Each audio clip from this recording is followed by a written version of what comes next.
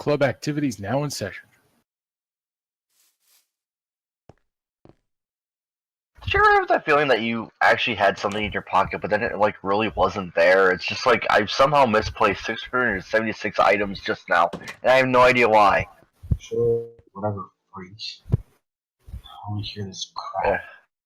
You're no help. Yeah, obvious. Next class, we're sitting. I'm sitting. Field trip. Teach next time. Can we just get like a science team somewhere else? Today, we will continue our discussion on bone. Right here, we have a humerus bone. This is the bone in your upper arm. At each end of the bone, we have a portion called the epiphysis. It's this portion right here. In the middle, we have this long section right here. This long section is called the diaphysis. These end sections are comprised primarily of soft bone, which is the sponge-like material you see here. The sponge-like material is not very dense, and it's very soft and cushiony.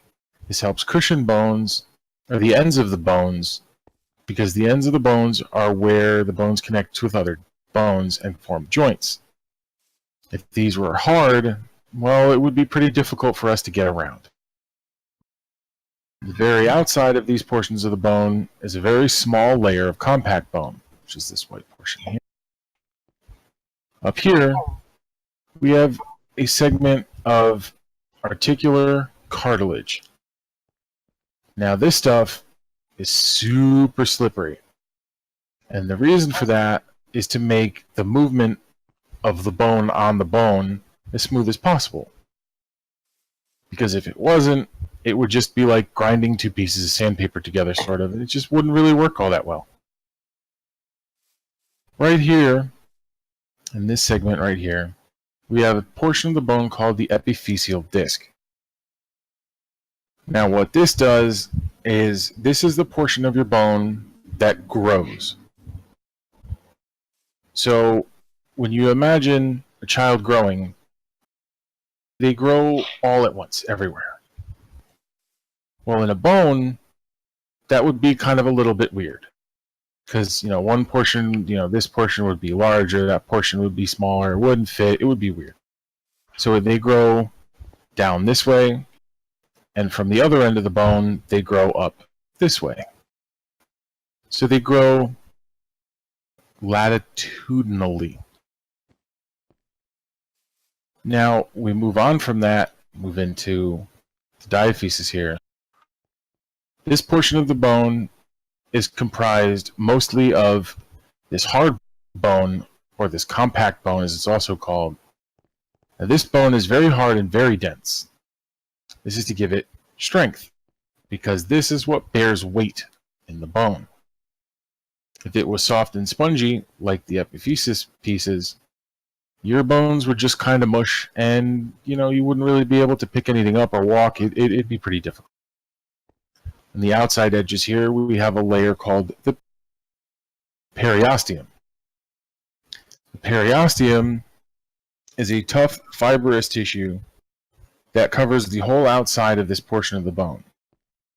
It's anchored firmly to the compact bone on the inside here, and it serves as a point of attachment to muscle and all kinds of other stuff. And they have blood vessels and stuff that nourish the underlying bones. So without this, the inside bone pieces would die, and that's just no bueno. In the middle here, we have a section called the medullary cavity. Now, when you're an infant, this is filled with red bone marrow, and red bone marrow is responsible for making red blood cells. When you're an adult, however, it's filled, like this one, with yellow bone marrow, and yellow bone marrow is responsible for storing fats. We also have blood vessels and other things running along through the middle of this cavity. if we take a look over here, this is the same bone. It's just sort of a cut through the middle. Different type of cut through. So you can see we have the blood vessels running through. And as we learned before, the blue is for the deoxygenated blood and the red is for the oxygenated blood. And we have here the compact bone. And in here is the medullary cavity, and you can see all of the yellow bone marrow in there. Interesting stuff, guys. And that's it for today. Does anyone have any questions? Nope. Not today. All right. Class dismissed.